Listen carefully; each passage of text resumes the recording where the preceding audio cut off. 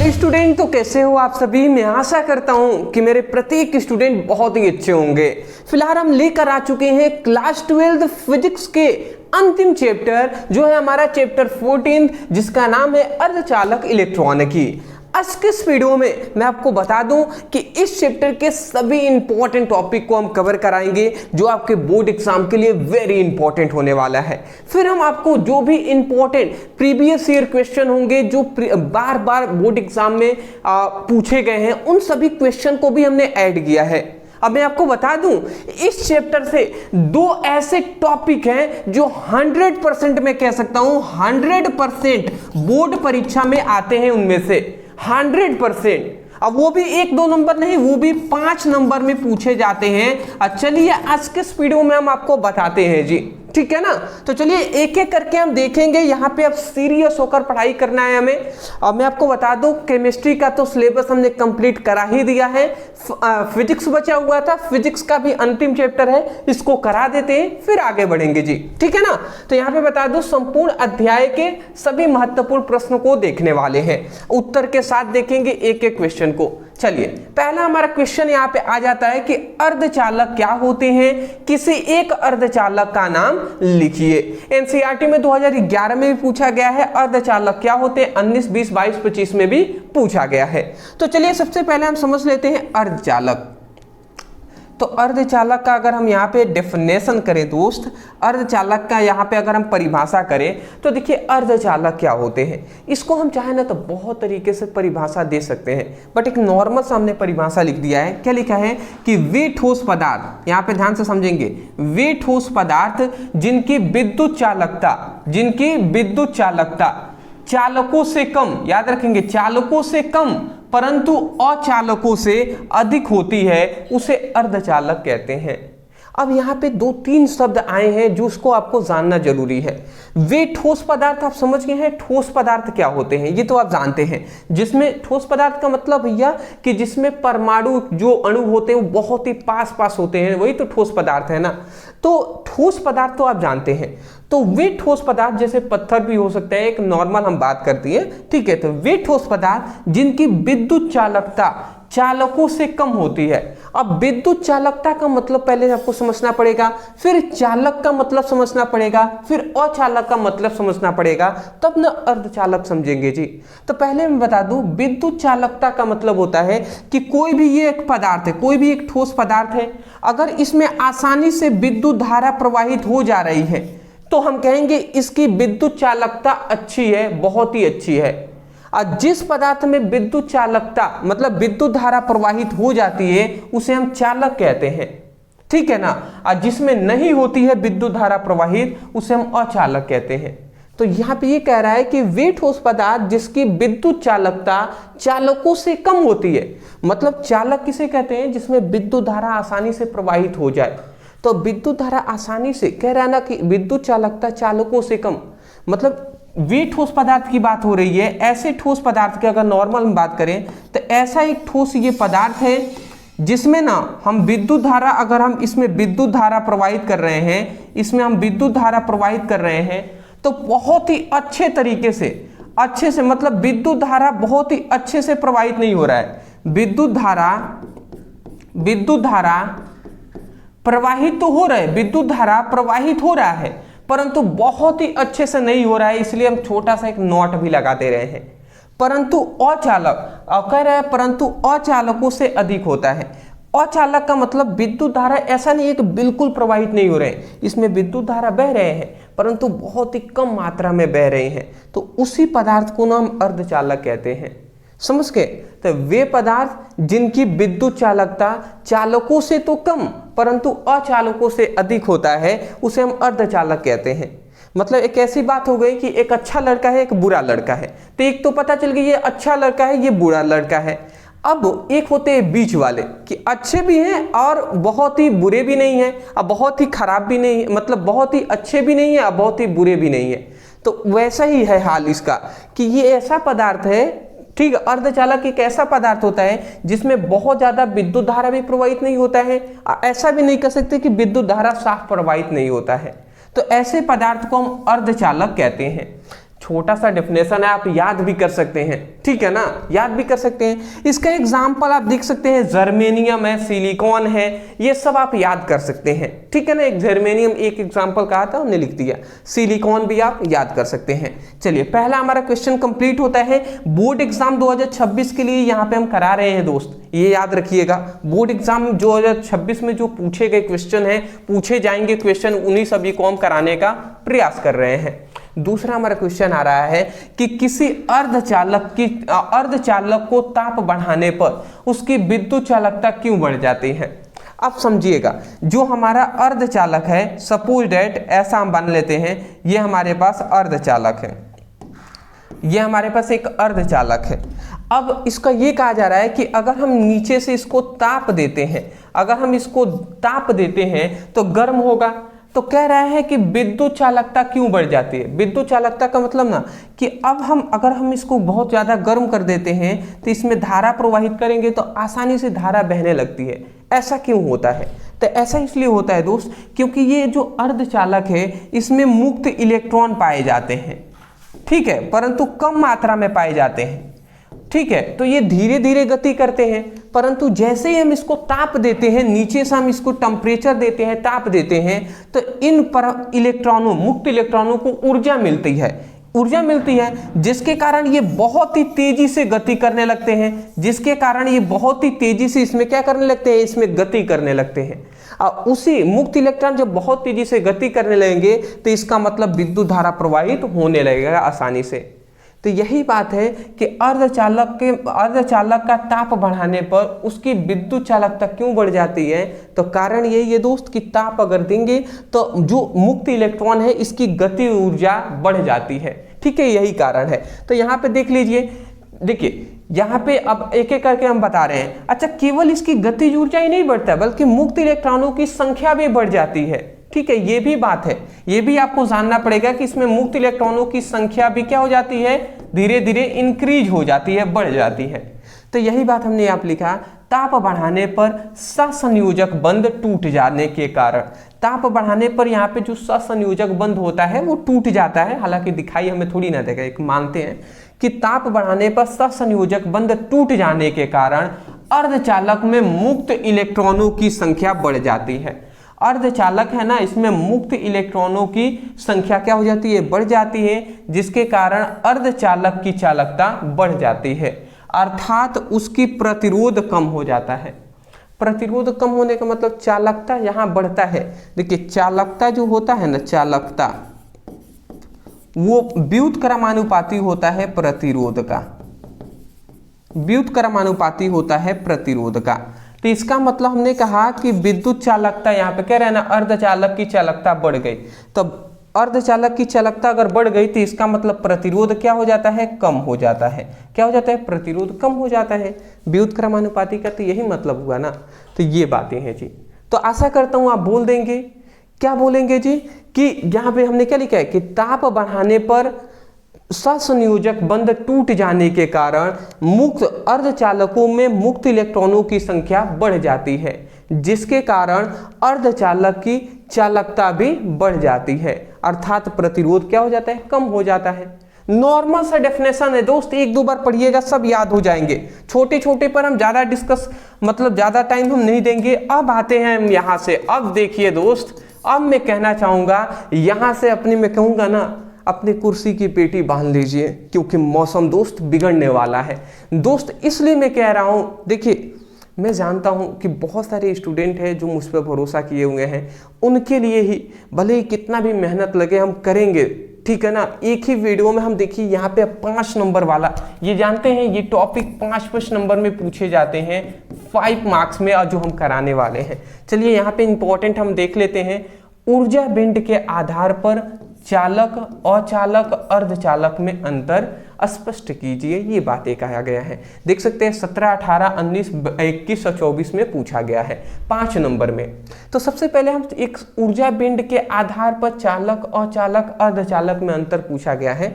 तो चलिए हम ऊर्जा बैंड थोड़ा सा समझ लेते हैं क्या होते हैं, फिर चालक, अचालक, अर्धचालक में अंतर करेंगे, ठीक है ना। चलिए तो थोड़ा सा हम आ जाते हैं ऊर्जा बैंड पर। ऊर्जा बेंड होते क्या है दोस्त, एक लाइन का डेफिनेशन है, याद कर लीजिएगा। कह रहा है क्रिस्टलीय संरचना के दौरान परमाणु के पास आने पर जो न्यूनतम ऊर्जा स्तर का समूह को ही हम क्या कहते हैं, ऊर्जा बेंड कहते हैं।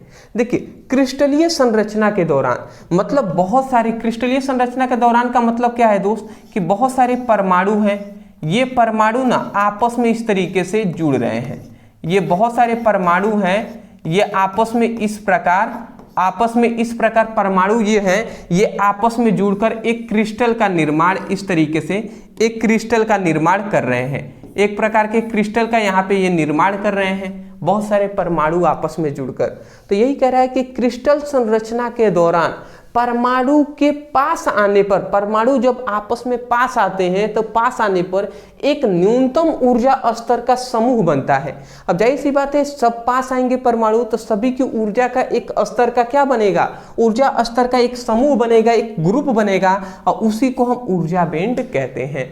तो याद नहीं कर सकते हैं कि क्रिस्टलीय संरचना के दौरान परमाणु के पास आने पर परमाणुओं के न्यूनतम ऊर्जा स्तर के समूह को ही हम क्या कहते हैं, ऊर्जा बैंड कहते हैं।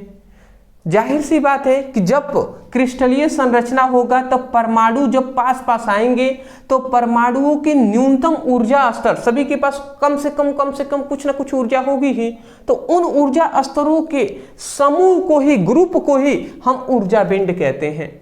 समझ के होंगे, छोटा सा डेफिनेशन है, इसमें कुछ ज्यादा वो नहीं है, आप इतना तो याद कर ही सकते हैं। उसके बाद अब यहाँ पे हमारा आता है जो हमारा मेन टॉपिक है कि ऊर्जा बैंड के आधार पर चालक, अचालक और अर्धचालक में अंतर। अब समझ लेते हैं यहाँ पे जी। तो ऊर्जा बैंड के आधार पर सबसे पहले हम एक चालक का देख लेते हैं, फिर अचालक का देखेंगे, फिर अर्धचालक का, ठीक है ना। चालक यहाँ पे और नहीं, अचालक होना चाहिए, अचालक, तो यहाँ पे मैं लिख दे रहा हूँ अ, ठीक है ना। तो चालक पहले देख लेते हैं, फिर अचालक, फिर अर्धचालक। तो चालक की अगर हम बात करें तो चालक में क्या हमें बताया गया है, थोड़ा सा मैं एक बार पढ़ कर देखिए, बड़ा सा डेफिनेशन है ना, बट मैं कह रहा हूँ याद हम आपको करा देंगे यहीं से, विश्वास रखिएगा। केवल मैं एक बार पढ़ के सुना दे रहा हूँ, सुन लीजिए, उसके बाद हम समझाएंगे ना यहाँ से तो याद हो जाएगा आपको। देखिए यहाँ पे लिखा गया है कि ऐसा पदार्थ जिसमें वर्जित ऊर्जा अंतराल शून्य होता है। क्या बताया गया कि ऐसा पदार्थ जिसमें वर्जित ऊर्जा अंतराल शून्य होता है, क्योंकि चालन बैंड को संयोजी बैंड ढका हुआ होता है, ठीक है ना। चालन बैंड को संयोजी बैंड ढका हुआ होता है, जिसके कारण बाह्य स्रोत, मतलब जिसके कारण वाह्य यहाँ पे होना चाहिए, वाह्य, ठीक है ना, वाह्य मतलब बाहरी, जिसके कारण बाहरी स्रोत से संयोजी बैंड को ऊर्जा देने पर संयोजी बैंड के इलेक्ट्रॉन आसानी से चालन बैंड में पहुंच जाते हैं, जिसके कारण आसानी से विद्युत आवेश प्रवाहित होने लगता है। ऐसे पदार्थ को चालक कहते हैं, ठीक है ना। यहाँ पे ऊर्जा बैंड के आधार पर चालक का डेफिनेशन किया गया है। अब हम आपको बता दें, आपको याद नहीं हुआ होगा, समझ में भी नहीं आया होगा, मैं जानता हूँ, ऐसा नहीं कि मैं नहीं जानता हूँ जी, पर हम आपको बताएंगे, ठीक है। सबसे पहले थोड़ा सा यहाँ पे समझिएगा, यहाँ पे 3 बैंड आपको दिखाई दे रहे हैं। सबसे पहले एक चालन बैंड, एक वर्जित बैंड, ठीक है ना, एक संयोजी बैंड, ठीक है ना। चालन बैंड को ई से दर्शाए हैं, वर्जित बैंड को ईजी से, और संयोजी बैंड को ई भी से दर्शाया गया है। तो यहाँ पे ये कहा जा रहा है कि देखिए होता क्या है दोस्त, मैं आपको अब समझाने का प्रयास यहाँ पे कर रहा हूँ। होता यहाँ पे क्या है ये समझिएगा। ये जो चालन बैंड है ना, ये चालन बैंड जो है ये वर्जित बैंड को इस तरीके से पहले तो घिरा हुआ होता है, इस तरीके से घेर दिया गया होता है। ऐसे अगर आप समझें तो ये जो चालन बैंड है ये वर्जित बैंड को इस तरीके से ढका हुआ होता है, ठीक है ना। इस तरीके से कुछ इस तरीके से ये ढके हुए होते हैं। तो यहाँ पे सबसे पहली बात ये कहा जा रहा है कि ऐसा पदार्थ जिसमें वर्जित ऊर्जा अंतराल शून्य होता है। यहाँ पे एक बात यहाँ पे बताया गया कि ऐसा पदार्थ जिसमें वर्जित बैंड है, इसका वर्जित ऊर्जा अंतराल मतलब ई सी का मान, यहाँ पे ई जी का मान क्या होता है, शून्य होता है। तो वर्जित ऊर्जा अंतराल का जो मान है वर्जी बेंड का ही एक वर्जित ऊर्जा अंतराल होता है, उसका मान यहाँ पे शून्य होता है। इसलिए जो चालन बेंड है ना ये वर्जित बेंड को ढका हुआ होता है। अब क्या करता है ये जो संयोजी बेंड है ये क्या करता है, इस वर्जित बेंड को इसके ऊपर से ढक देता है। जो क्या करता है, जो संयोजी बेंड होता है ये वर्जित बेंड को भी ये क्या कर देता है, ढक देता है। अभी आप परेशान नहीं होंगे, अभी समझ में आ जाएगा। बस इतना आपको याद रखना है दोस्त कि सबसे पहले ये चालन बेंड है, ये वर्जित बेंड को ढका। अब इसके ऊपर से ये जो संयोजी बेंड है ना, इसके ऊपर से ये जो संयोजी बेंड है ये दोनों को ढक दिया, वर्जित ऊर्जा को भी अब बेंड को भी, बेंड वाली जो ऊर्जा है इनको भी ढक दिया, ठीक है ना। तो ये यहाँ पे ये चीजें होती हैं। अब समझिएगा यहाँ पे क्या हुआ, यही बात कहा जा रहा है कि ऐसा पदार्थ जिसमें वर्जित ऊर्जा अंतराल शून्य होता है, ऐसा पदार्थ जिसमें वर्जित ऊर्जा अंतराल का मान शून्य होता है, क्योंकि चालन बेंड को संयोजी बेंड ढका हुआ होता है। क्योंकि ये जो चालन बेंड है ना, संयोजी बेंड को, चालन बेंड संयोजी बेंड को ढका हुआ होता है। मतलब केवल यहाँ पे, मतलब यहाँ पे ये कहा जा रहा है कि ये जो चालन बेंड है ये संयोजी, ये जो चालन बेंड है ये वर्जित बेंड के साथ साथ संयोजी बेंड को भी ढका हुआ होता है, ठीक है ना। जिसके कारण बाह्य स्रोत से, मतलब यहाँ पे ये कहा जाए, हम आपको बताएं, जैसे ये कहना था ना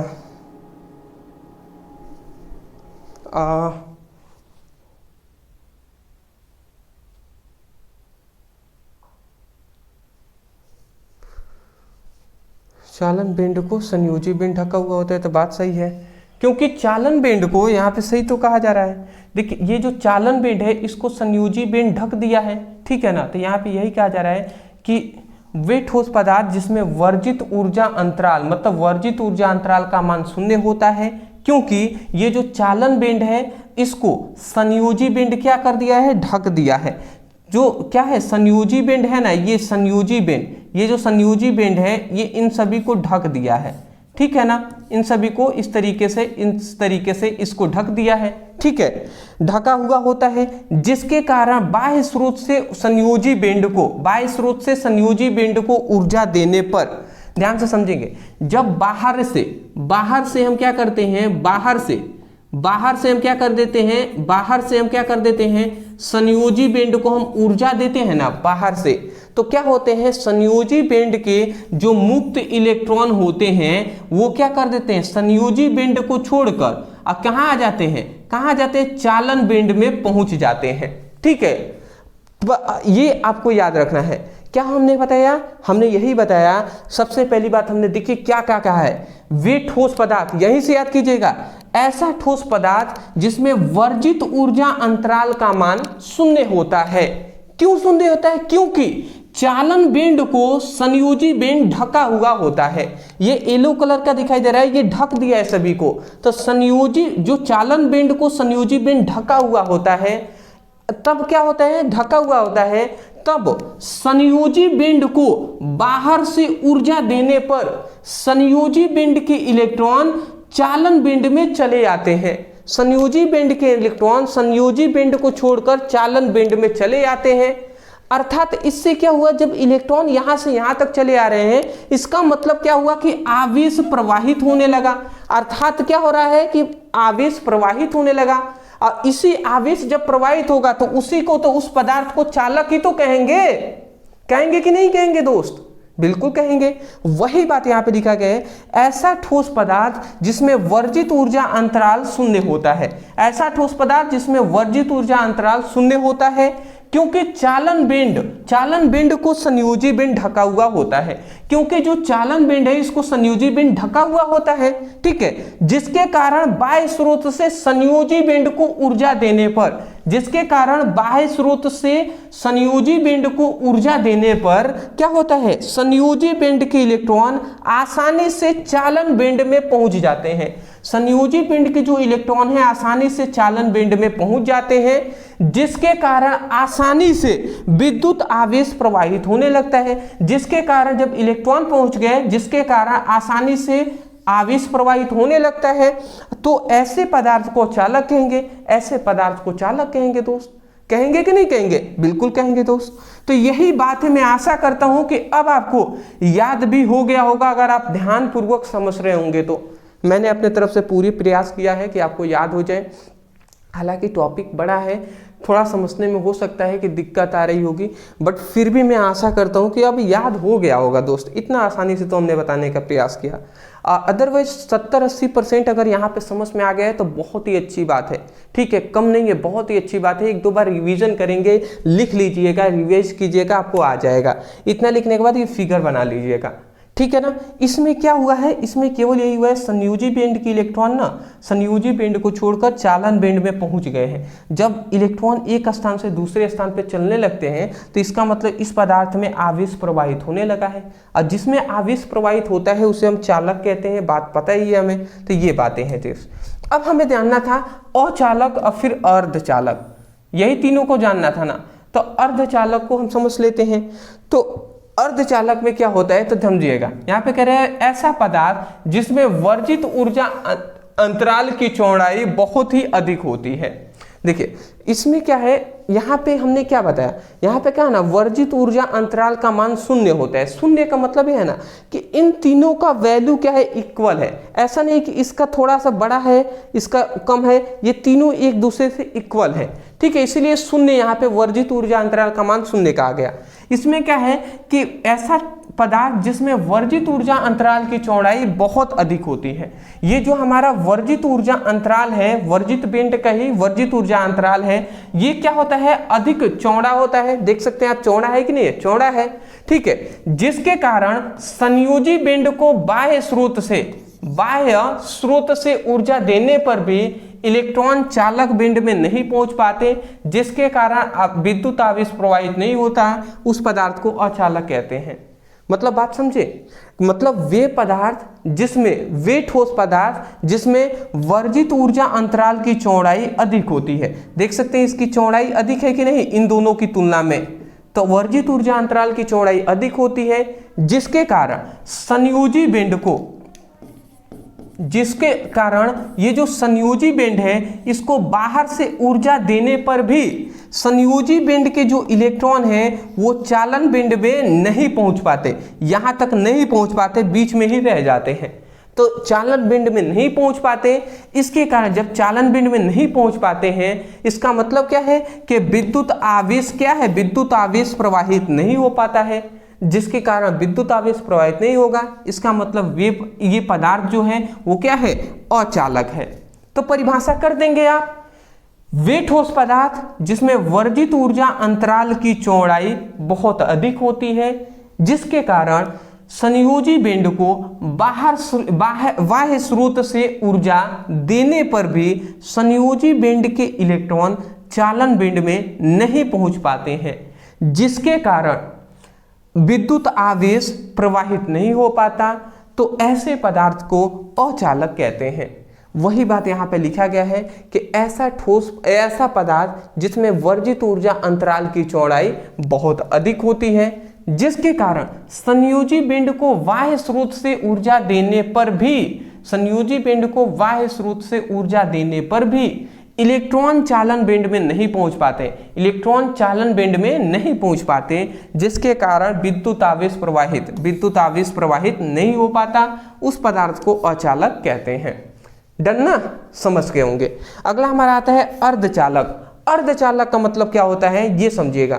अब इसमें क्या होता है, अर्धचालक का मतलब वर्जित बेंड जो है ना, वर्जित ऊर्जा अंतराल, इसकी चौड़ाई बहुत ही कम होता है। इन दोनों की तुलना में देख सकते हैं इसकी चौड़ाई बहुत ही कम है। कम है कि नहीं है, वर्जित ऊर्जा अंतराल की चौड़ाई क्या है, बहुत ही कम है। तो यहाँ पे यही कहा गया, देखिए वे ऐसा ठोस मतलब ऐसा पदार्थ जिसमें वर्जित ऊर्जा अंतराल की चौड़ाई बहुत कम होती है, जिसके कारण अलग अलग परिस्थितियों में कभी ये चालक के भांति और कभी ये अचालक, कभी यह अचालक के भांति व्यवहार करता है, उसे हम अर्धचालक कहते हैं। मतलब यहाँ पे ये कहा गया कि ये जो वर्जित बेंड है ना, इसकी चौड़ाई बहुत ही कम होती है। तो यही कहा गया, वे ठोस पदार्थ जिसमें वर्जित बेंड की चौड़ाई बहुत ही कम होती है, इसी कारण कभी इसी कारण क्या होता है, इसी कारण जो हमारा संयोजी बेंड है, तो कभी कभी क्या होता है, ये जो है ना संयोज मतलब अलग अलग परिस्थितियों में कभी ये चालक के भांति व्यवहार करेगा, कभी अचालक के भांति। कैसे, तो समझिएगा, कभी कभी क्या होता है, जब इसकी चौड़ाई कम है ना, तो हम इसको बाहर से, बात तो समझिए क्या होता है, हम इसको बाहर से संयोजी बेंड को हम बाहर से ऊर्जा देते हैं। तो जैसे ही बाहर से ऊर्जा देंगे ना, तो इसका जो इलेक्ट्रॉन है ये इसको पार करके यहाँ तक पहुँच जाएगा, यहाँ तक पहुँच जाएगा। तो जब इलेक्ट्रॉन संयोजी बेंड से चालक बेंड में पहुँच जाएंगे, तो इसका मतलब आवेश प्रवाहित होने लगेगा। समझिएगा, पहली परिस्थिति बता रहे हैं, जिसके कारण आवेश क्या होगा, आवेश क्या होगा, आवेश प्रवाहित होने लगेगा।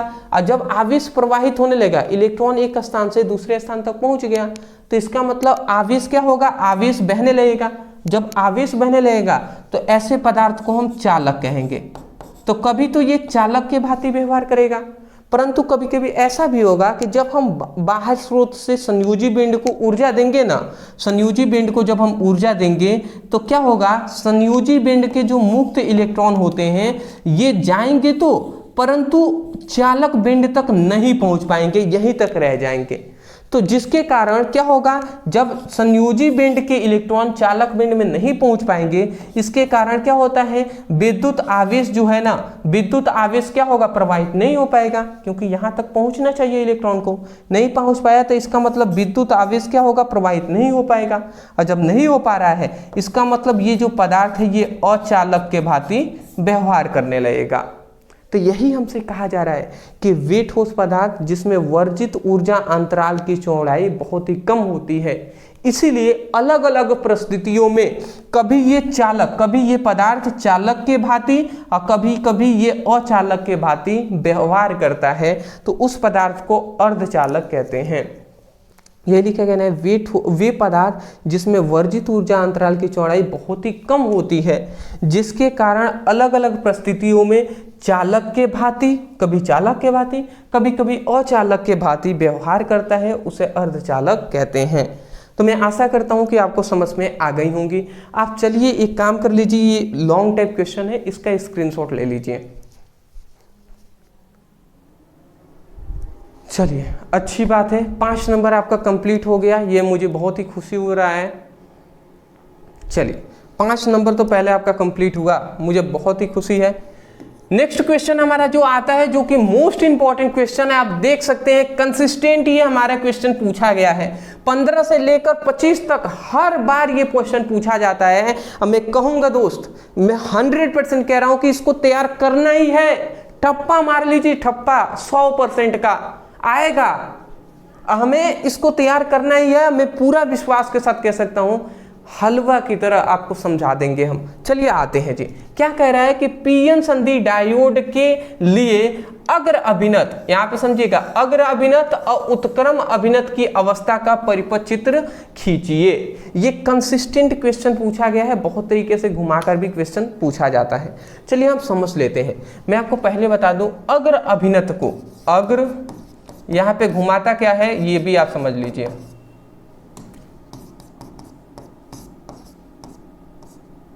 अग्र अभिनति इस तरीके से कहता था। अग्र अभिनति को किस नाम से जाना जाता है, तो अग्र दिशीक के नाम से भी पूछ लिया जाता है। अग्र दिशीक के नाम से भी पूछ लिया जाएगा। और उत्क्रम अभिनत को, उत्क्रम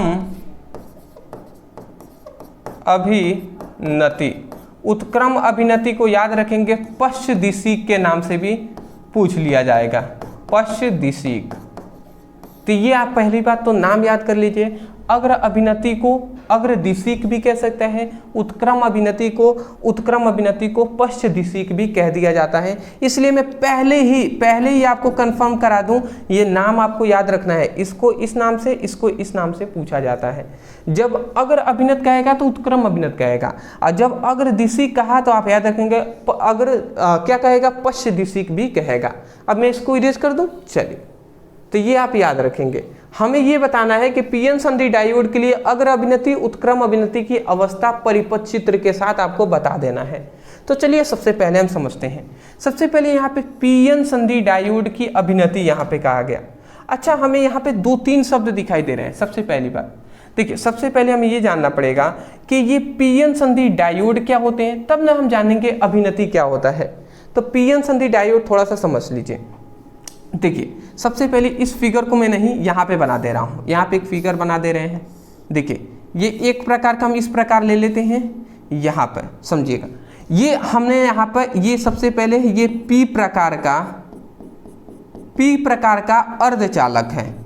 ये क्या है? पी प्रकार का अर्धचालक है। पी प्रकार का अर्धचालक जिसे हम पी भाग कह देते हैं, और ये एन प्रकार का अर्धचालक है। ठीक है, ये आप याद रखेंगे।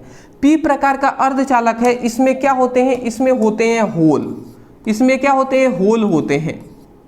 होल को कोटर भी कहते हैं। और ये एन प्रकार के अर्धचालक में मुक्त इलेक्ट्रॉन पाए जाते हैं, ये आप याद रखेंगे। ठीक है ना। अब यहाँ पे याद रखेंगे होल होते हैं, इस पर धनात्मक आवेश होता है, मतलब ये धनात्मक आवेश होते हैं और इलेक्ट्रॉन ऋणात्मक आवेश होते हैं। तो जब P और N, जब P प्रकार का अर्धचालक और N प्रकार के अर्धचालक को परमाणविक स्तर पर यहाँ पे एक शब्द याद रखेंगे, परमाणविक स्तर पर क्या किया जाता है? जोड़ा जाता है। तो जो अब क्या करते हैं परमाणविक स्तर पर, जब पीएन संधि डायोड को आप ध्यान से समझेंगे, इसमें अब हम सेल या बैटरी लगा देते हैं और इसको हम क्या कर देते हैं, इस तरीके से सेल बैटरी लगाते हैं। ध्यान से समझेंगे क्या हम बता रहे हैं। देखिए ये होल है, ये हमारे इलेक्ट्रॉन है। तो ये पी प्रकार का अर्धचालक है, ये एन प्रकार के अर्धचालक है। तो हम यही कह रहे हैं कि जब पी प्रकार का अर्धचालक और एन प्रकार के अर्धचालक को एक परमाणविक स्तर पर हम जब जोड़ दिया जाता है, तो इस व्यवस्था को ही हम क्या कहते हैं? इसी को हम क्या कहते हैं? पीएन संधि डायोड कहते हैं। संधि डायोड कहते हैं, समझ गए। तो कोई आपसे पूछ दे पीएन संधि डायोड किसे कहते हैं, तो आप क्या कहेंगे? जब पी प्रकार के अर्धचालक को एन प्रकार के अर्धचालक के साथ परमाणविक स्तर पर जोड़ दिया जाता है, तो इस डायोड को ही हम पीएन संधि डायोड कहते हैं। समझ के? आशा करता हूं आप समझ के होंगे। चलिए इतनी बात समझ के, अच्छा ये कैसे जुड़ रहे हैं ये आपको पता चला? ये हम यहाँ पे आपको बता दे रहे हैं। चलिए यहाँ पे नहीं, यहाँ पे हम बता दे रहे हैं। देखिए कैसे जुड़ रहे हैं। यहाँ पे हम इतना समझ गए पी है तो ये होल है, ठीक है ना। ये हमारे एन भाग है, इसमें मुक्त इलेक्ट्रॉन पाए जाएंगे और इन दोनों को मिलाकर हम पीएन संधि डायोड कह रहे हैं। तो देखिए जब हम इन दोनों को पीएन संधि डायोड को हम क्या कर देते हैं, एक सेल या बैटरी से हम जोड़ देते हैं। सेलों का विद्युत वाहक बल है ये। तो सेल में देखिए ये बड़ा वाला डंडा होता है धनात्मक होता है, छोटा वाला डंडा होता है ऋणात्मक होता है। इतनी बात पता है। अब देखिए होता ही है दोस्त कि ये जो होल है, अब देखिए होल को धनात्मक से हमने जोड़ दिया है, तो धनात्मक ये भी धनात्मक, तो इसका मतलब ये बैटरी जो सेल है ना, इसको क्या करेगा? प्रतिकर्षित करेगा। तो यहाँ पे ये आप समझें, तो यहाँ पे क्या हो रहा है कि ये जो धनात्मक है और ये ऋणात्मक है। हम जानते हैं कि धन वाला माइनस वाले को अपनी ओर आकर्षित करता है कि नहीं? तो ये जो हमारे जो प्लस वाला है, इस माइनस वाले को भी अपनी ओर आकर्षित करेगा। तो यहाँ पे ये दोनों आपस में जुड़ेंगे, ठीक है ना। और एक और बात है यहाँ पे कि ये धन है, तो देखिए जो हमारा यहाँ पे सिंपल सी बात है, ये धन आवेश है, ये भी धन आवेश है। तो इसका मतलब ये सेल इसको प्रतिकर्षित करेगा। प्रतिकर्षित करने का मतलब जो होल है ना, ये जो हमारे होल हैं, ये इस दिशा में गति करेंगे, होल इधर जाएंगे। और देखिए ये ऋणात्मक प्लेट से, छोटा वाला डंडा ऋणात्मक है, ये जुड़ा है ऋण वाले प्लेट से, मतलब ये इलेक्ट्रॉन से जुड़े हैं। इलेक्ट्रॉन पर ऋण आवेश होता है, तो ऋण को भी प्रतिकर्षित करता है, माइनस माइनस प्रतिकर्षित करेगा। तो इसका मतलब ये इधर नहीं आएंगे, बल्कि ये इलेक्ट्रॉन की गति इस दिशा में होगी, इलेक्ट्रॉन इधर गति करेंगे, ठीक है ना। तो इस बात को आप याद रखेंगे, अभी आपको समझ में आ जाएगा। देखिए हमने क्या लिखा है, किसी पीएन संधि डायोड को विद्युत वाहक बल के स्रोत के साथ जोड़ देने के तरीके को ही हम पीएन संधि डायोड की अभिनति कहते हैं। समझ गए? मतलब सिंपल सी बात यही कहा गया, जब पीएन संधि डायोड को किसी विद्युत वाहक बल के स्रोत के साथ जोड़ देने की इस तरीके को ही हम क्या कहते हैं? पीएन संधि डायोड की अभिनति कहते हैं। अभिनति का मतलब क्या है कि पीएन संधि डायोड के साथ कोई भी विद्युत वाहक बल का एक स्रोत हो, उससे हम जोड़ दें। तो उसी को ही हम पी एन संधि डायोड की अभिनति कहेंगे। इतनी बात आप समझ गए ना कि पी एन संधि डायोड है, इसको एक विद्युत वाहक बल के स्रोत के साथ सेल के साथ जोड़ दिया गया, तो यही हमारा पी एन संधि डायोड की अभिनति हो गया। अब मैं आपको बता दूं केवल यहाँ पे ये बातें कि देखिए ये हमने इतनी बात बताया कि ये प्लस वाला बड़ा वाला डंडा होता है, ये भी प्लस है, तो इसका मतलब ये होल है ना, प्रतिकर्षित करने के कारण ये इधर गति करेंगे, इस वाले से दूर भागेंगे। और ये जो छोटा वाला डंडा ऋणात्मक है, ये भी ऋणात्मक है, तो ये इधर ना आएंगे बल्कि इलेक्ट्रॉन इधर भागेंगे। इधर के भागने का मतलब इधर भागेंगे तो ये प्लस की ओर आकर्षित हो सकते हैं, तो इधर भागेंगे, इलेक्ट्रॉनों की गति जो होगा इस ओर होगा। तो जब इलेक्ट्रॉन इधर गति करेंगे इसका मतलब विद्युत धारा इधर प्रवाहित होगा, विद्युत धारा इधर से प्रवाहित होगा। क्यों? क्योंकि हमें इतनी बात पता है कि जो मान लेते एक चालक है, अगर इलेक्ट्रॉन इधर गति कर रहा है इसका मतलब है कि विद्युत धारा की गति इधर से इधर बह रही है विद्युत धारा, क्योंकि इलेक्ट्रॉनों की गति और विद्युत धारा की गति एक दूसरे के जस्ट विपरीत होता है। तो ये बात आपको याद रखना है, अभी आके आपको काम आएगा। फिलहाल इतने में आपको यही याद रखना था, जब पी एन संधि डायोड को एक विद्युत वाहक बल के स्रोत के साथ जोड़ देने के इस तरीके को ही पी एन संधि डायोड की अभिनति कहते हैं। अब हमें ये जानना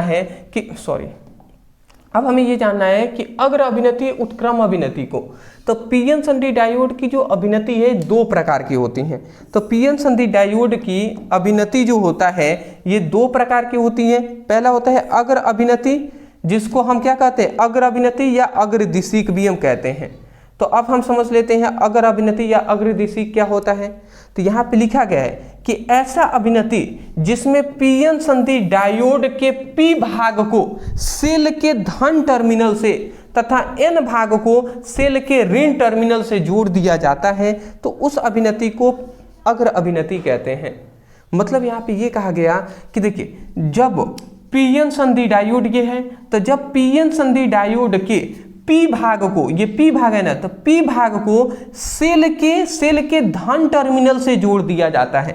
देखिए पी भाग को हमने सेल के धन टर्मिनल से ही जोड़ा है ना, और जो एन भाग है इसको सेल के ऋण टर्मिनल से जोड़ा है, छोटे वाला डंडा से जोड़ा है। तो यही बात कहा जा रहा है, क्या हमसे कहा जा रहा है कि जब पी एन संधि डायोड के पी भाग को सेल के धन टर्मिनल से जोड़ दिया जाता है तथा एन भाग को सेल के ऋण टर्मिनल से जोड़ दिया जाता है, तो उस अभिनति को हम क्या कहते हैं, अग्र अभिनति या अग्रदिशीक कहते हैं। बताइए याद हो गया कि नहीं।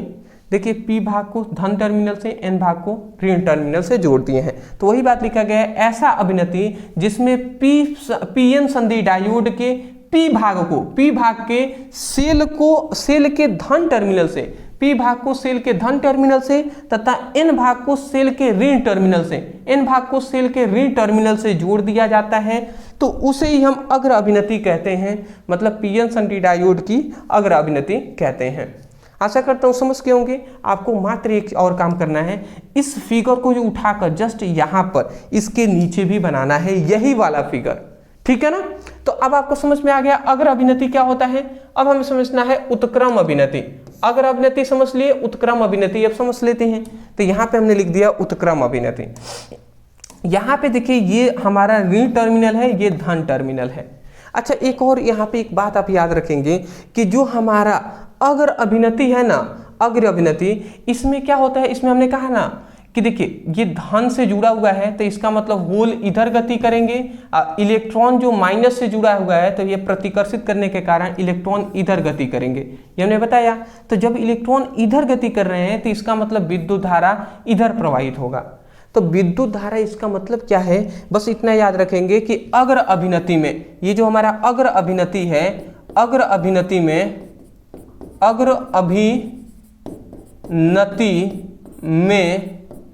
विद्युत धारा प्रवाहित होती है, विद्युत धारा प्रवाहित होती है। ये बहुत ही बड़ी बात हम कह रहे हैं, यही आपको आगे बहुत ही काम करेगा। अग्र अभिनति में विद्युत धारा क्या होती है, प्रवाहित होती है, ये आप याद रखेंगे। अग्र अभिनति, ठीक है ना। अभी हम आगे अब आपको बताएंगे, क्वेश्चन आएगा पूर्ण तरंग दृष्टिकारी, अर्ध तरंग दृष्टिकारी, उसमें आपको काम आएगा, ठीक है ना। तो ये आप याद रखेंगे, अग्र अभिनति में विद्युत धारा प्रवाहित होती है। कैसे आप याद रखेंगे, अग्र अभिनति में क्या होता है, सेल का धन टर्मिनल P भाग से और ऋण टर्मिनल N भाग से जुड़ा हुआ होता है। चलिए अब आते हैं हम उत्क्रम अभिनति। उत्क्रम अभिनति का मतलब क्या होता है तो समझिएगा, इसमें केवल यही बात है कि जो हमारा होल है जिस पर धनात्मक आवेश होता है, मतलब इसी को हम क्या कहते हैं, इसी को हम क्या कहते हैं जी, इसी को हम P भाग कहते हैं। तो जो P भाग है इसको हमने सेल के ऋण टर्मिनल से जोड़ दिया है। सेल के हमने किससे, सेल के ऋण टर्मिनल से जोड़ा है, और जो हमारा N भाग है इसको सेल के धन टर्मिनल से हमने जोड़ दिया है। तो इस प्रकार की अभिनति को हम उत्क्रम अभिनति कहते हैं। तो वही बात लिखा गया है कि मतलब लिखा गया है ऐसा अभिनति जिसमें पीएन संधि डायोड के P भाग को सेल के ऋण टर्मिनल से, P भाग को सेल के ऋण टर्मिनल से और N भाग को सेल के धन टर्मिनल से, N भाग को सेल के धन टर्मिनल से जोड़ दिया जाता है, उसे ही उत्क्रम अभिनति कहते हैं। उसे हम क्या कहेंगे, उत्क्रम अभिनति कहेंगे। इसमें ये होता है, अब बात को समझिएगा, इसमें क्या हो रहा था, इसमें क्या हो रहा था, अब आते हैं तो इसमें क्या होता है, ये जो होल है ना, ये जो हमारा परमाणविक स्तर है इसको तोड़कर इधर गति कर रहे थे, और ये इलेक्ट्रॉन इसको तोड़कर ही, ये बीच वाला जो स्तर है इसको तोड़कर ही ये इधर इलेक्ट्रॉन गति कर रहे थे। तो ये बीच वाली जो परत है ये टूट जा रही थी, ठीक है। जब क्योंकि ये धनात्मक है, ये भी धनात्मक है, तो इधर तो नहीं आ सकता, इधर ही न जाएगा, मजबूरी है। ये इलेक्ट्रॉन ऋणात्मक है, ये भी ऋणात्मक से जुड़ा हुआ है, इसका मतलब प्रतिकर्षित करने के कारण इलेक्ट्रॉन की मजबूरी है इधर आने की। इसके कारण ये परमाणविक स्तर टूट जाता है, क्या हो जाता है, टूट जाता है। परंतु इसमें क्या हो रहा है, और टूटने के कारण उसमें विद्युत धारा बह रहा है। इसमें क्या होता है, ये परमाणविक स्तर है, तो देखिए ये धन P भाग है, ये ऋण टर्मिनल से जुड़ा हुआ है, तो जाहिर सी बात है ऋणात्मक है, धनात्मक को अपनी ओर आकर्षित करेगा, तो ये जो कोटर है ये इधर गति करेगा, और जो इलेक्ट्रॉन है ये ऋणात्मक है, ये धनात्मक है, तो इलेक्ट्रॉन जाहिर सी बात है इधर गति करेगा। तो इधर गति करते हुए ये इलेक्ट्रॉन आएगा, इधर उदासीन हो जाएगा, ये भी आएगा, इधर उदासीन हो जाएगा। तो इससे क्या होगा, ये जो हमारा परमाणविक स्तर है ये टूटेगा नहीं, और जब टूटेगा नहीं ना, तो इसका मतलब यही हम कह सकते हैं कि इसमें विद्युत धारा प्रवाहित नहीं होगा, क्योंकि इसको विद्युत धारा प्रवाहित होने के लिए इसका टूटना आवश्यक है, तो इसमें नहीं टूट रहा है। अब बताइए ये इधर ही आ गए, ये इधर आ गए, तो ये तो ऐसे ही रह गया। तो इसीलिए हम यहाँ पे ये लिख सकते हैं, एक नोट में बात याद रखेंगे कि उत्क्रम अभिनति में विद्युत धारा प्रवाहित नहीं होती है। क्या हमने कहा कि विद्युत धारा प्रवाहित नहीं होता है, उत्क्रम अभिनति में विद्युत धारा प्रवाहित नहीं होता है। बताइए आपको समझ में आ गया ना, आसानी से समझ में आ गया होगा। पहले आप इसके स्क्रीनशॉट ले लीजिए, ठीक है, बहुत अच्छी बात है, इसको भी ले लीजिए। चलिए नेक्स्ट, अब हम अपना आ जाते हैं अगला हमारा टॉपिक। देखिए ये हमारा 5 नंबर वाला टॉपिक अभी आपने देख लिया। अब ये भी हमारे देख सकते हैं आप, कंसिस्टेंट पूछे गए हैं, मजबूरी है भैया, याद करना ही पड़ेगा पूरा। मतलब मैं ये कह सकता हूँ जान लगा दीजिए, जान लगा दीजिए अपने पढ़ाई में। अब फोकस के साथ हमें 5 नंबर वाले सभी टॉपिक पढ़ने हैं, ठीक है ना। ये भी हमारा 5 नंबर वाला टॉपिक है, देख सकते हैं कंसिस्टेंट पूछे जा रहे हैं। देखिए यही एक चैप्टर है जिसमें से 5 नंबर वाला फिक्स है टॉपिक आते हैं। तो चलिए 5वां हमारा इंपॉर्टेंट टॉपिक आता है, समझ लेते हैं। यह हमारा कि पीएन संधि डायोड का उपयोग से अर्ध तरंग दृष्टिकारी का परिपथ चित्र खींचिए और इसकी कार्यविधि समझाइए। तो अर्ध तरंग दृष्टिकारी को हमें समझाना है। तो चलिए हम समझते हैं पीएन संधि डायोड के उपयोग से अर्ध तरंग दृष्टिकारी। अब अर्ध तरंग दृष्टिकारी क्या करता है, ये अर्ध तरंग दृष्टिकारी क्या है, अर्ध तरंग दृष्टिकारी क्या करता है कि जो एसी धारा है ना उसको डीसी धारा में क्या कर देता है, बदल देता है। अर्ध तरंग दृष्टिकारी क्या करता है, एसी करंट को डीसी करंट में बदल देता है। एसी मतलब प्रतिवर्ती धारा को विद्युत मतलब प्रतिवर्ती धारा को डिस्ट धारा में बदल देता है। मतलब अल्टरनेट करंट को डायरेक्ट करंट में बदल देता है। तो यही बात हमने लिखा है कि अर्ध तरंग डिस्टिकारी प्रत्यवर्ती धारा को डिस्ट धारा में परिवर्तित कर देता है, मतलब एसी करंट को डीसी करंट में क्या कर देता है, बदल देता है। इतनी बात इसकी परिभाषा हो गया। अब हमें केवल परिभाषा नहीं, इसका पूरा हमें क्या बताना है, इसका रेखा चित्र सब हमें बताना है और फिर कार्यविधि भी। तो अब हम बता रहे हैं अर्ध तरंग डिस्टिकारी के परिपथ चित्र की बनावट, मतलब परिपथ की बनावट कि अर्ध तरंग डिस्टिकारी कैसा होता है जी। तो अर्ध तरंग डिस्टिकारी कैसा होता है ये समझ लीजिए। तो ये समझिएगा, यहाँ पे लिखा गया है कि जब ट्रांसफार्मर की प्राथमिक कुंडली P को एक प्रत्यवर्ती धारा स्रोत से जोड़ देते हैं। समझिएगा, जब ट्रांसफार्मर के प्राथमिक कुंडली को, जब ट्रांसफार्मर के प्राथमिक कुंडली P को प्रत्यवर्ती धारा स्रोत से जोड़ देते हैं, मतलब यहाँ पे ये कहा जा रहा है जोड़ देते हैं, तब द्वितीय कुंडली S को पीएन संधि डायोड तथा प्रतिरोध से जोड़ दिया जाता है, तो निर्गत वोल्टता प्रतिरोध के सिरों से उत्पन्न होती है। अब देखिए इसकी बनावट क्या है, मैं यहाँ पे पढ़कर सुना दिया, मैं जानता हूँ समझ में नहीं आया होगा, नहीं आया ना, आएंगे मैं कह रहा हूँ। चलिए हम बताते हैं आपको। देखिए यहाँ पे दो आपको सबसे पहले परिपथ बनाया गया है। एक आपको कुंडली यहाँ पे दिखाई दे रहा है, ये एक कुंडली यहाँ पे दिखाई दे रहा है जिसको हम P कह रहे हैं, मतलब प्राइमरी कुंडली, प्राथमिक कुंडली है जिसको हमने P से दर्शा दिया। दूसरी एक कुंडली यहाँ पे दिखाई दे रहा है, ये सेकेंड कुंडली है, मतलब इसी को हमने S से दर्शाया है। अब देखिए यहाँ पे जो प्राथमिक कुंडली है इसको हमने प्रत्यवर्ती धारा स्रोत से जोड़ा हुआ है, ये एसी करंट है, तो इसका मतलब ये क्या है, प्रत्यावर्ती धारा स्रोत, ये प्रत्यवर्ती धारा स्रोत से हमने जोड़ दिया है।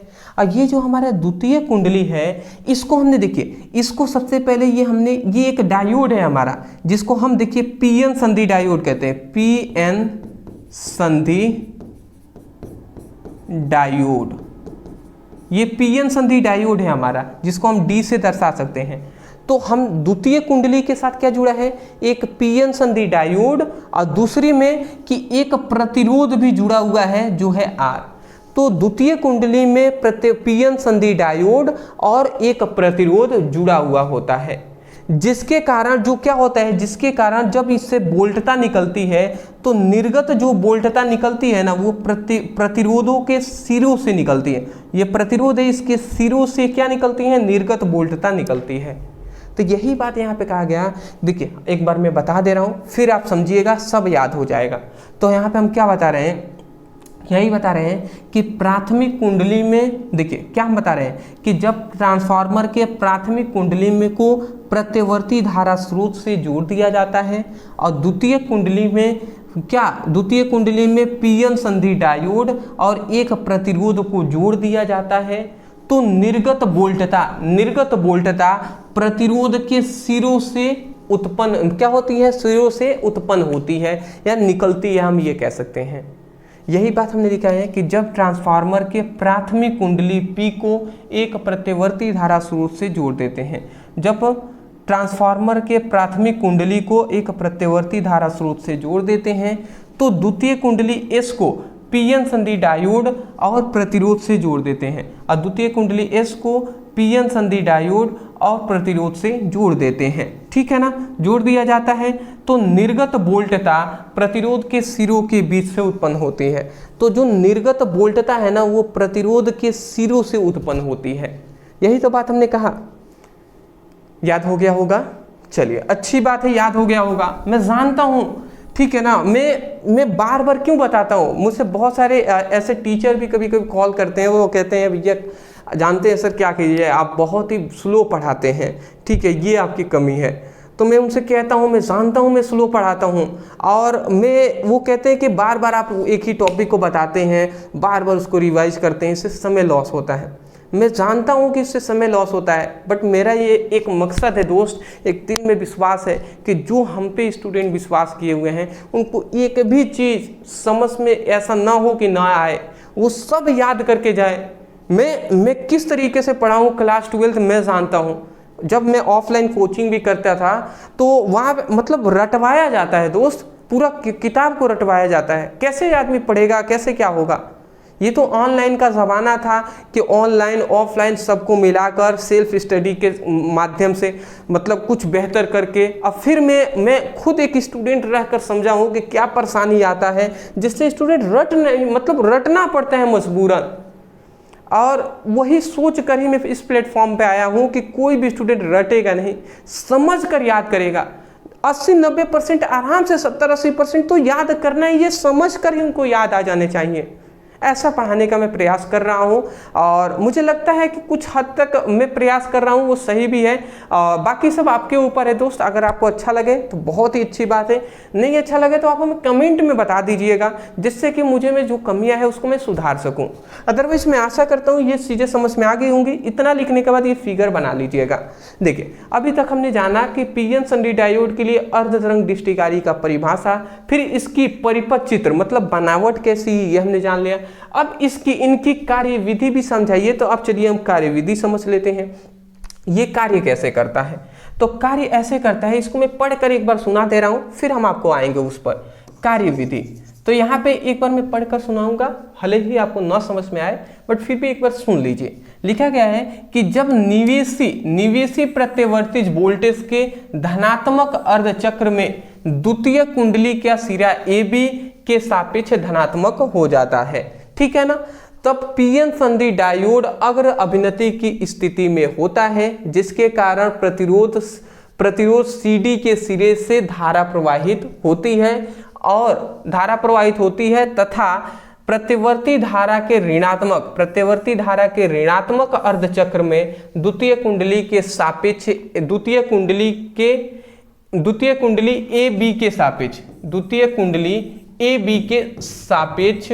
AB के सापेक्ष ऋणात्मक हो जाता है, जिसके कारण क्या हो जाता है, जिसके कारण संधि डायोड उत्क्रम अभिनति की स्थिति में होता है, जिसके कारण प्रतिरोध का CD सिरा से धारा प्रवाहित नहीं होती है। मैं जानता हूँ याद नहीं हुआ होगा, समझ में भी नहीं आया होगा, ऐसे थोड़ी ना याद होगा दोस्त। चलिए हम यहाँ पे समझाते हैं आपको।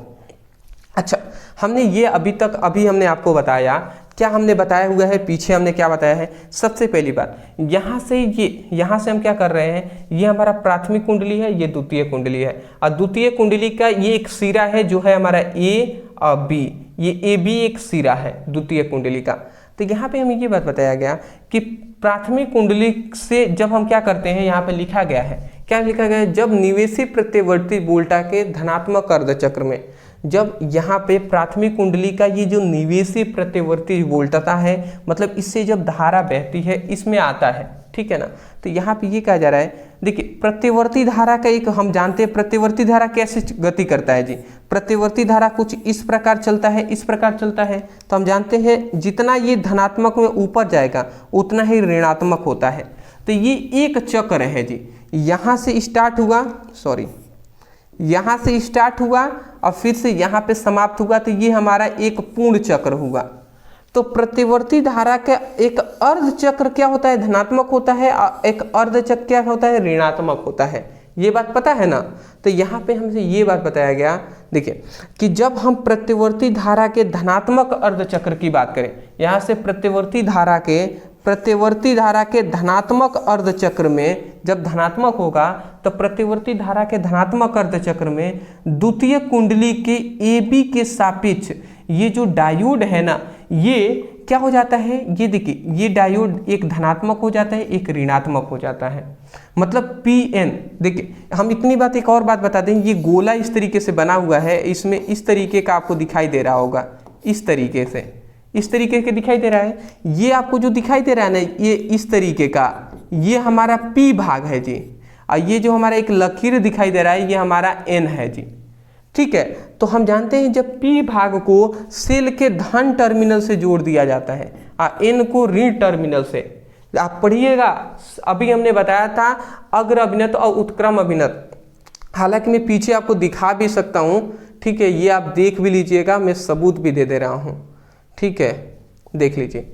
देखिए यहाँ पे जब हमने आपको पढ़ाया था पीएन सन्धि डायोड की अभिनति, तो इसमें हमने क्या बताया था कि जब देखिए पी भाग को सेल के हमने धन टर्मिनल से जोड़ दिया और एन भाग को सेल के ऋण टर्मिनल से जोड़ दिया, तो इसी को ही हम क्या कहते हैं, अग्र अभिनति कहते हैं। और अग्र अभिनति में क्या होता है, विद्युत धारा प्रवाहित होता है, विद्युत धारा प्रवाहित होता है हमने कहा है, ठीक है ना, जब पी भाग को सेल के धन टर्मिनल से जोड़ेंगे।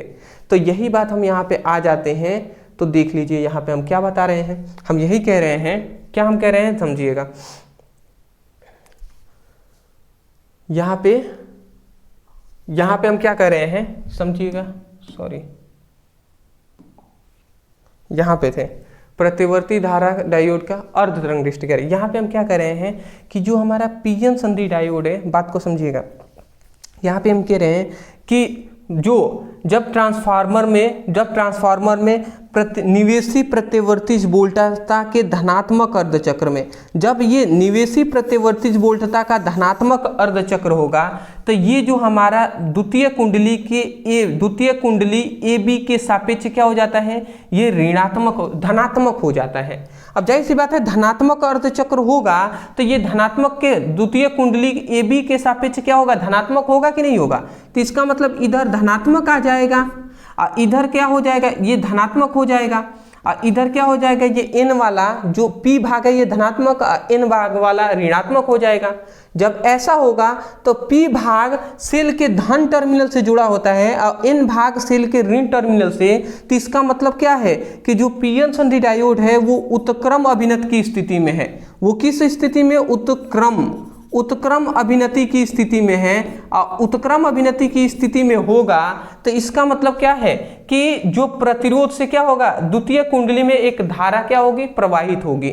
तो यही बात यहाँ पे लिखा गया है। क्या लिखा गया है, जब निवेशी प्रत्यवर्ती वोल्टता के धनात्मक अर्धचक्र में द्वितीय कुंडली के सिरा ए बी के सापेक्ष धनात्मक होता है।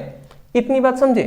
निवेशी प्रत्यवर्ती वोल्टता, यहाँ पे हम यही कह रहे हैं कि निवेशी ये एक पूर्ण चक्र हो गया, यहां से यहां तक ये आधा चक्र है, तो ये धनात्मक होता है, ये ऋणात्मक। तो जब निवेशी प्रत्यवर्ती वोल्टता के धनात्मक अर्धचक्र में, निवेशी प्रत्यवर्ती वोल्टता के धनात्मक अर्धचक्र में द्वितीय कुंडली का सिरा ए बी के सापेक्ष धनात्मक होता है। द्वितीय कुंडली का सिरा जो ए बी के सापेक्ष क्या होता है, ये धनात्मक होता है। और जब धनात्मक होगा तो पीएन संधि डायोड अग्र अभिनति की स्थिति में होगा। तब यहाँ पे तब क्या होगा, जब धनात्मक होगा तब पीएन संधि डायोड का जो अग्र अभिनति है वो अग्र अभिनति की स्थिति में होगा। बिल्कुल सही बात है। हमने कहा ना कि सॉरी उत्क्रम बोल दिए क्या भैया, ये गलत बोल दिया हमने। उत्क्रम अभिनति में धारा कहाँ प्रवाहित होता है, तो जब पीएन संधि डायोड धन से जुड़ा होगा और ऋण से, तो इसका मतलब ये अग्र अभिनति की स्थिति में होगा। अग्र अभिनति की स्थिति में होगा कि नहीं, अभिनति। अब अग्र अभिनति की स्थिति में होगा। अभी हमने दिखाया है पी भाग को धन से जुड़ा है, एन भाग को ऋण से, तो वो अग्र अभिनति की स्थिति में होगा। और अग्र अभिनति की स्थिति में क्या होता है, धारा प्रवाहित होती है। तो यही बात हम यहाँ पे लिखे हैं कि जब पीएन संधि डायोड का अग्र अभिनति की स्थिति में होगा, जिसके कारण सीडी सिरों से विद्युत धारा क्या होगी, प्रवाहित होगी। मतलब क्या है कि यहाँ पे तब जब ये पीएन संधि डायोड अग्र अभिनति की स्थिति में होगा, पीएन संधि डायोड धन चक्र में अग्र अभिनति की स्थिति में होगा। देखिए एक तो पहले हमने कहा कि अग्र अभिनति की स्थिति में होगा, अग्र अभिनति की स्थिति में होगा तो ये जो पीएन संधि डायोड से क्या होगी, धारा प्रवाहित होगी। धारा क्या होगी, प्रवाहित होगी। और जब धारा प्रवाहित किससे होगी, तो जो ये सीडी सिरा, प्रतिरोध का जो सीडी सिरा है, इसी से धारा प्रवाहित होगी और यहीं से निकलेगी जी धारा निर्गत वोल्टता। तो बताइए इतनी बात आपको यहाँ पे समझ में आया या नहीं, यहाँ तक आपको समझ में आया या नहीं। यहाँ पर अगर हम बोल दे तो यहीं से हम बोल देते हैं, क्या हम बोलेंगे, जब हम यही कह देंगे जब निवेशी प्रत्यवर्ती वोल्टता के धनात्मक अर्धचक्र में द्वितीय कुंडली के सिरा ए बी के सापेक्ष धनात्मक होता है, जिसके कारण पीएन संधि डायोड अग्र अभिनति की स्थिति में होता है, जिसके कारण प्रतिरोध का सीडी सिरे से क्या होता है, धारा प्रवाहित होता है। ठीक है, यही बात हमने यहाँ तक समझाया हुआ है। तथा, तथा के बाद अब दूसरा हमारा कंडीशन क्या होता है, ये तो धनात्मक के लिए हमने देख लिया, अब ऋणात्मक के लिए क्या होगा, तो ऋणात्मक में क्या होगा, तथा प्रतिवर्ती धारा के ऋणात्मक अर्धचक्र में। अब जब ऋणात्मक अर्धचक्र होगा तब अब ये क्या होगा, अब ये समझिएगा, जब ऋणात्मक अर्धचक्र होगा तब ये क्या होगा, ये ऋणात्मक के भांति, जब ऋणात्मक अर्धचक्र होगा तब ये क्या हो जाएगा, जब ऋणात्मक अर्धचक्र होगा तो ये क्या हो जाएगा, ये ऋणात्मक के भांति, ये धनात्मक के भांति व्यवहार करेगा। क्यों, क्योंकि ऋणात्मक अर्धचक्र होगा तो द्वितीय कुंडली के AB के सापेक्ष ये क्या होगा, ऋणात्मक हो जाएगा। और जब P वाला, अब समझिएगा, ये जो P वाला है ये ऋणात्मक हो गया और ये वाला धनात्मक हो गया, तो इसका मतलब अब अग्र नहीं बल्कि उत्क्रम अभिनति की स्थिति में हो गया, उत्क्रम अभिनति की स्थिति में हो गया, उत्क्रम अभिनति की स्थिति में होगा, जिसके कारण क्या होगा, विद्युत धारा क्या होगा, आसानी से प्रवाहित नहीं होगा। तो इसका मतलब क्या हुआ कि जब दूसरा कंडीशन इसमें कहा गया कि जब प्रतिवर्ती धारा के ऋणात्मक अर्धचक्र में द्वितीय कुंडली के AB के सापेक्ष क्या हो जाता है, ऋणात्मक हो जाता है, जिसके कारण पीएन संधि डायोड क्या हो जाएगा, उत्क्रम अभिनति की स्थिति में होगा, उत्क्रम अभिनति की स्थिति में होगा, जिसके कारण क्या होगा, विद्युत धारा क्या होगा, आसानी से प्रवाहित नहीं होगा। तो यही बात यहाँ पे लिखा भी गया है, तथा यहाँ पे लिखा गया, तथा प्रतिवर्ती बोधता के ऋणात्मक अर्धचक्र में द्वितीय कुंडली का AB के सापेक्ष ऋणात्मक होता है। ठीक है, तो इस संधि डायोड को उत्क्रम अभिनति में होगा, तो मतलब जो पीएन संधि डायोड है वो उत्क्रम अभिनति की स्थिति में होगा, और उत्क्रम अभिनति की स्थिति में धारा प्रवाहित नहीं होती है, जिसके कारण प्रतिरोध के CD सिरे से धारा प्रवाहित नहीं होता है। तो मैं आशा करता हूं कि याद हो गया होगा। कैसे कहें, कितना मतलब मैं चाहता हूं दिल से कि आपको आसानी से समझ में आ जाए, एक भी चीज़ रटना ना पड़े। हालांकि पता नहीं समझ में आ भी रहा है या नहीं, ठीक है, कि ये या यूं ही मैं बकबक कर रहा हूँ, नहीं पता, बट कोई नहीं जी, फिर भी हम मेहनत करेंगे और मैं करता रहूँगा दोस्त। बट इतना ही कहूँगा कि अगर आपको समझ में आ रहा है, आएगा आगे, मान लेते हैं कब आप वीडियो देख रहे हैं ये मुझे भी नहीं पता, तो एक रिक्वेस्ट है आपसे कि आप चैनल पर नए होंगे तो सब्सक्राइब करने के साथ साथ आप हमें कमेंट सेक्शन में ज़रूर बताइएगा कि आपको समझ में तो आया ना।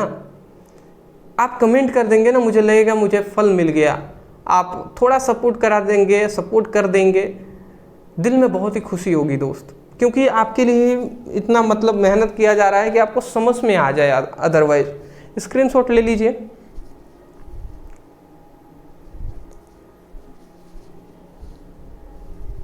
चलिए ले लीजिए। बहुत ही अच्छी बात है। दूसरा एक टॉपिक है, इसको मैं आपके ऊपर छोड़ रहा हूँ। देखिए क्या है, ये भी मैं पढ़ा था बट अब 1 घंटे से ऊपर हो गए हैं क्लास के लिए, तो इसलिए मैं कहूँगा कि अभी मैं इसको छोड़ रहा हूँ। एक टॉपिक है जो कि 5 नंबर में कंसिस्टेंट पूछा गया है। वो क्या है, कुछ अंतर नहीं होता है उसमें। यहाँ पे अर्ध तरंग दृष्टिकारी पढ़ा था हमने, अब यहाँ पे आ गया पूर्ण तरंग दृष्टिकारी का परिपथ चित्र बनाइए और बताइए। तो देखिए ये मैं पूरा फिगर बनाकर यहाँ पे बता देता, बट नहीं बताऊँगा। इसके लिए ये नहीं है कि आप इसको पढ़िएगा, नहीं, बिल्कुल आपको पढ़ना है। आप कहेंगे सब बता तो नहीं रहे हैं, कैसे पढ़ेंगे, तो मैं आपको बता दे रहा हूँ क्या करना है। आपको पढ़ना है ना ये टॉपिक, ठीक है। पता नहीं क्या होगा, देख लेते हैं। देखिए यहाँ पे इसको टॉपिक को पढ़ना है, ये आप लिख लीजिए इतना। ये आपको क्या करना है मैं बता दूं, आप लिखिएगा पीएन संधि डायोड के उपयोग से पूर्ण तरंग दृष्टिकारी। इतना लिखकर क्या लिख देंगे अंत में लिख देंगे ब्रदर सर, इतना लिख देंगे ना, इतना लिख दीजिएगा और सर्च कर लीजिएगा, ठीक है ना। इतना लिखकर सर्च पर क्लिक कर दीजिएगा। यूट्यूब पर हमारी वीडियो सबसे ऊपर मिल जाएगा, उसको आप पढ़ लीजिएगा, आपका 5 नंबर कंप्लीट हो जाएंगे। मैं आपको अंत में बता दूं कि देखिए हम बोर्ड एग्ज़ाम की आपको बहुत ही अच्छे तरीके से तैयारी करा रहे हैं और कराते रहेंगे, मुझे पूरा विश्वास है। तो मैं इतना ही कहूँगा कि आपका पूरी तरीके से फिजिक्स आज चैप्टर कंप्लीट होता है। 11 तारीख को हमारा जन्मदिन है, उस पर 11 तारीख को हम एक बहुत ही अच्छा एक टॉपर बैच लॉन्च कर रहे हैं, उसके बारे में आपको सब कुछ इन्फॉर्मेशन मिल जाएगा। फिलहाल मैं बता दूं, टॉपर बैच के साथ साथ टॉपर हमने नोट्स भी बना दिया है। तो अगर आप सीरियस हैं, अगर आप बोर्ड एग्जाम में 90 प्लस 95 प्लस 85 प्लस लाना चाहते हैं, तो उसके लिए ज़रूरी है कि वीडियो से पढ़ाई करें ही। उसके साथ साथ समय कम है तो इम्पोर्टेंट जो टॉपर नोट्स है उसको आप ज़रूर लेकर, थोड़ा सा क्रैश है मतलब परचेस करना पड़ेगा, क्रैश कोर्स है तो इसको आप ले सकते हैं। मैं आपको बता दूं कि पूरी मैं आपको बता दे रहा हूं, पूरी फिजिक्स में आपके टोटल 14 चैप्टर हैं, केमिस्ट्री में आपके टोटल 10 चैप्टर हैं, ठीक है। ये 24 चैप्टरों का चैप्टर वाइज सभी इंपॉर्टेंट क्वेश्चन आंसर रहेंगे, इंपॉर्टेंट आपके रिएक्शन रहेंगे, डेरिवेशन भी उसी में होंगे, आपको जो ऑब्जेक्टिव क्वेश्चन होंगे वो सब आपको मिल जाएंगे। तो ये सब आपको इसमें दिए जा रहे हैं। उसके साथ साथ ये सभी दोनों नोट्स 199 में आपको दिए जा रहे हैं। अगर एक कोई लेंगे तो 99 पड़ेगा। अगर आप इसके साथ साथ हिंदी का भी ले लेते हैं नोट्स, हिंदी का भी नोट्स अगर आप लेते हैं तो ये भी 99 है, जिसमें सब टॉपिक आपके रहेंगे, गद्यांश, पद्यांश, पत्र, निबंध, लेखन, खंडकाव्य, कहानी सब रहेंगे जी, सब श्लोक सब रहेंगे, तो वो भी 99 है। मतलब तीनों अगर लेते हैं तो 300 का नोट्स जो है वो 300 में ना पढ़कर आपको 249 में आपको तीनों मिल जाएंगे। तो ये आपके ऊपर है, आप चाहें तो ले सकते हैं। एक सब्जेक्ट का भी लेकर आप ट्राई भी कर सकते हैं, देख भी सकते हैं कैसे नोट्स हमने बनाया हुआ है। टाइपिंग नोट्स से बेहतरीन नोट्स हमने बनाया हुआ है। तो आपकी इच्छा, नोट्स लेने के लिए मैं यही कहूँगा, थोड़े से अगर आपको लगता है पैसे खर्च कर सकते हैं तो आप नोट्स को ज़रूर लीजिएगा। नोट्स लेने के लिए नीचे व्हाट्सएप नंबर है, इस नंबर पर मैसेज कर लीजिएगा। वहाँ पर कुछ करना नहीं है दोस्त, चुपचाप आपको लिख देना है sir class 12 physics, chemistry, Hindi का इंपॉर्टेंट नोट्स लेनी है, इतना लिखकर मैसेज करेंगे, स्कैनर दिया जाएगा, चुपचाप पेमेंट करके और स्क्रीनशॉट व्हाट्सएप पर भेज दीजिएगा।